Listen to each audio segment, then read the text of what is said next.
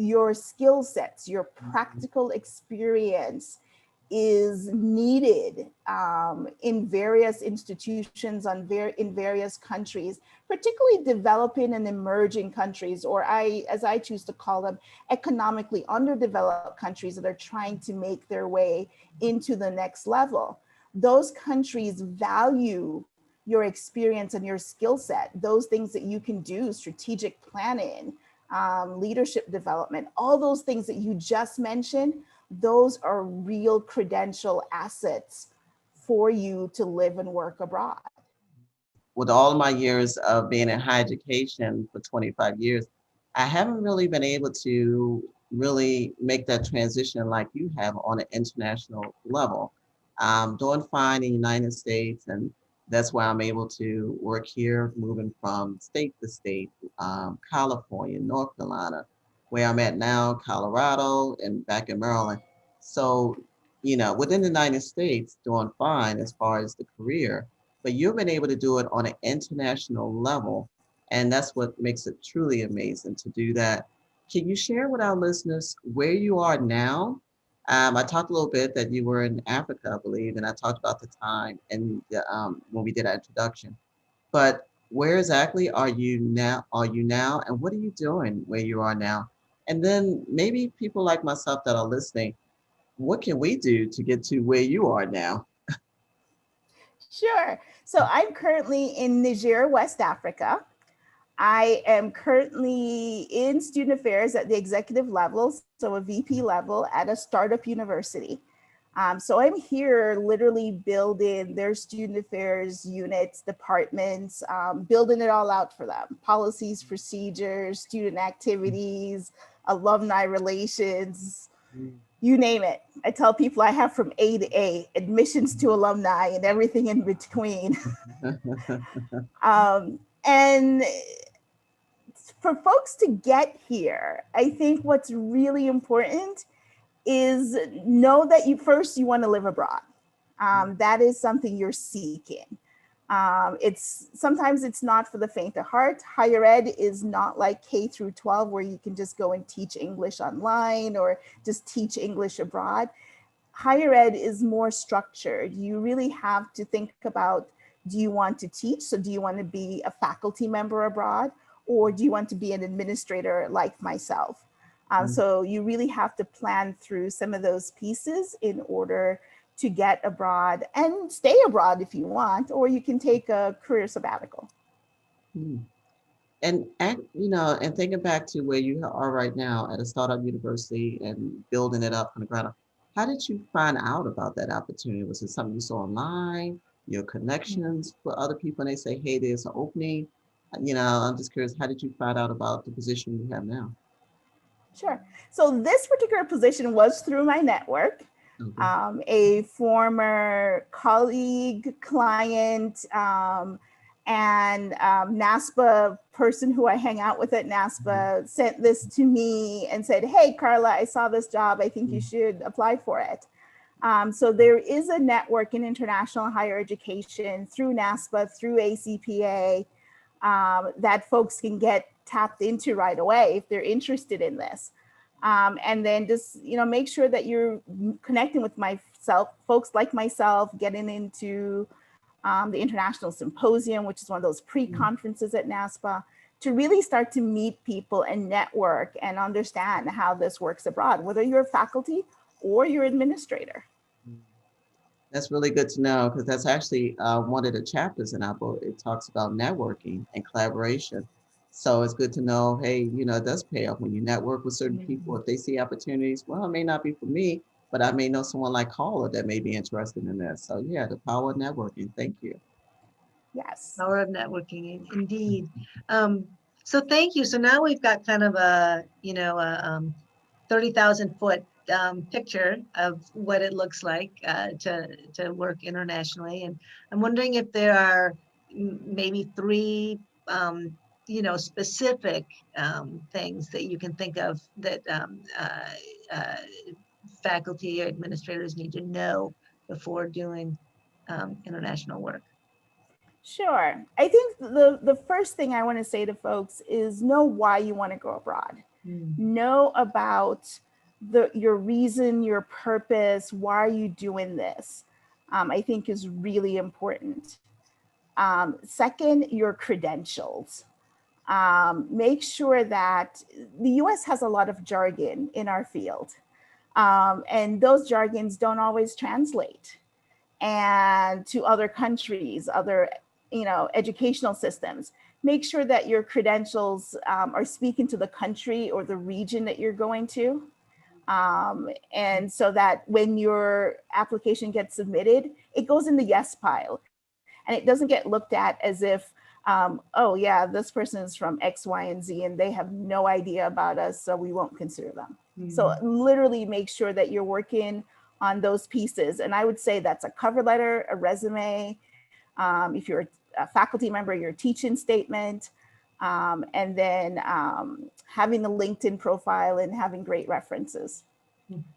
And then the last thing is cultural adjustment. You have to think about the cultural adjustment when you're going abroad.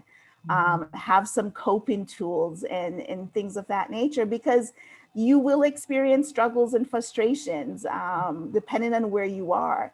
I lived in Singapore, for example, which is a highly efficient country, but that doesn't mean that I didn't have, things that I was like, oh, these Doritos don't taste the same. Or, I lived other places where, I have to drink bottled water all the time because the tap water is not drinkable.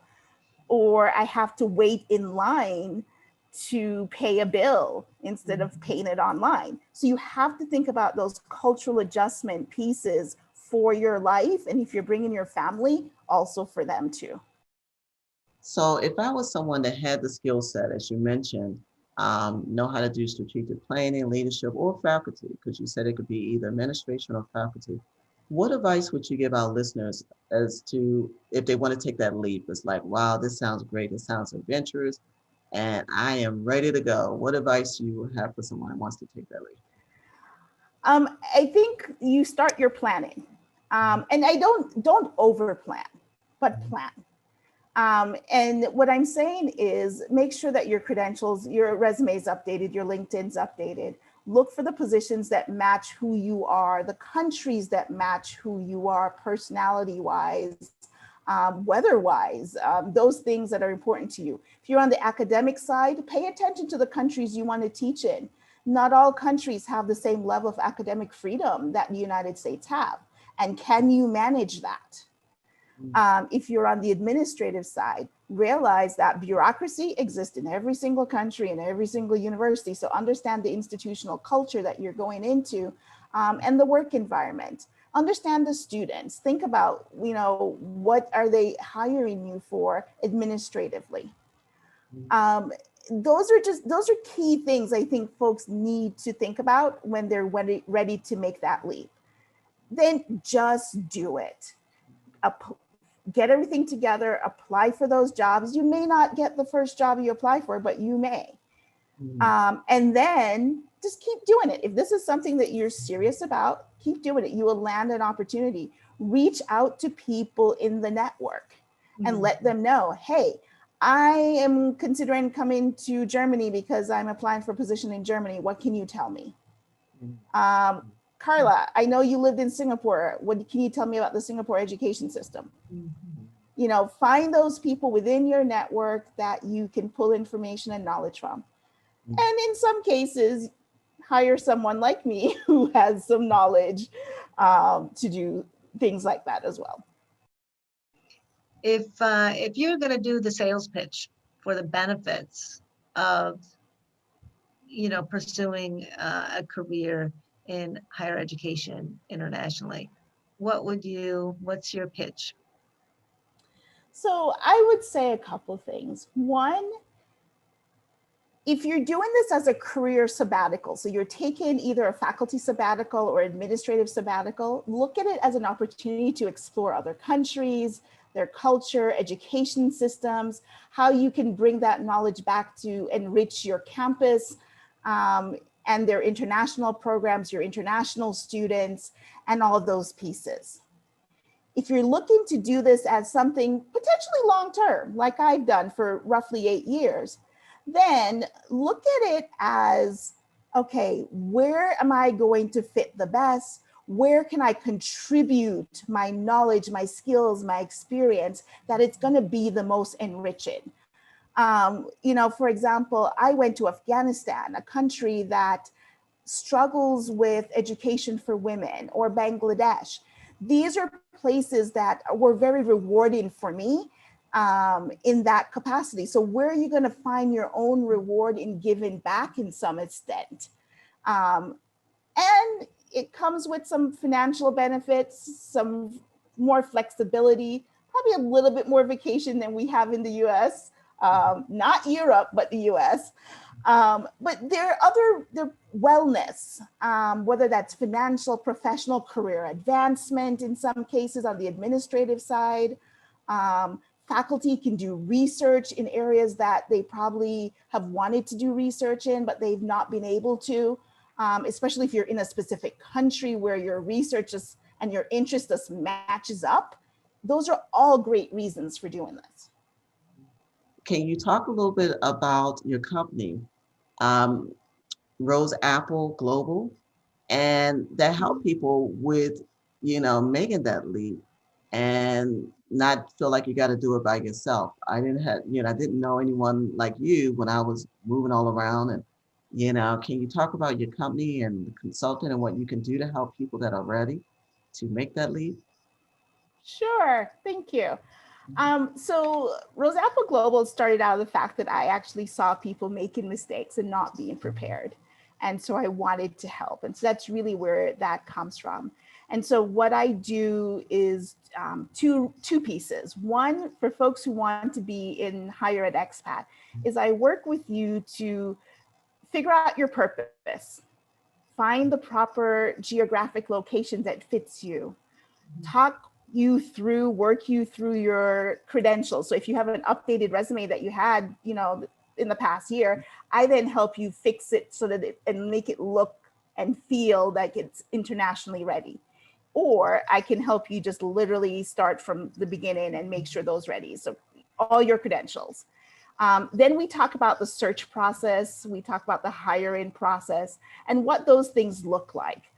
Key things to think about, like there's a lot of questions in the United States that are, EEOC non-compliant, but those questions maybe come up while you're abroad. I can talk to you about why they come up abroad. There's a reason for them. And I'll give you the example. Someone may ask you if you're married and have 3 kids. Why are they asking that? Not for discrimination purposes. They need to know if they're getting you a house and that's part of your contract, what size house do you need to get? What do they need to put in their budget for housing for you? And so those are nuances that people don't realize. So I help you understand those nuances. And then there are other things that I do. I do group coaching. So if you don't want to do the one-on-one and you want to do this as a group and you have a group of friends that you say, hey, you know what, all of us are interested, only one of us may make the leap, but we will still want to learn together. I can do group coaching with you on that. Group coaching comes in higher ed. It also comes in that key portion, cultural adjustment and cultural transition abroad, because that is so critical. And I tell people that all the time. So those are the two components of individual coaching and group coaching that I do with folks. I can also do webinars and seminars for conferences and presentations. I've done a live and abroad presentation at NASPA for the past 3 years in a row that has inspired folks to go abroad. And then if there's anyone who is in the higher ed sphere listening as an institution, I will consult for you to help you work on getting your student affairs department student-centered. Outside of North America and some parts of Europe, small parts of Australia, the student-centered philosophy that we use is not very common. However, it's being introduced around the world, and people are very interested in how it helps students from a holistic perspective learn outside the classroom and how it matches inside the classroom. So I'm capable of being a consultant for you in that area to help you develop and work on those pieces. Wow, wealth of knowledge and experience. And thank you. Great services that you offer. And once again, everyone, we will put up the links at the end. If you want to reach out to Carla and go to her website, we'll post that up into her website, and a lot of great services, a lot of great resources. So please follow up.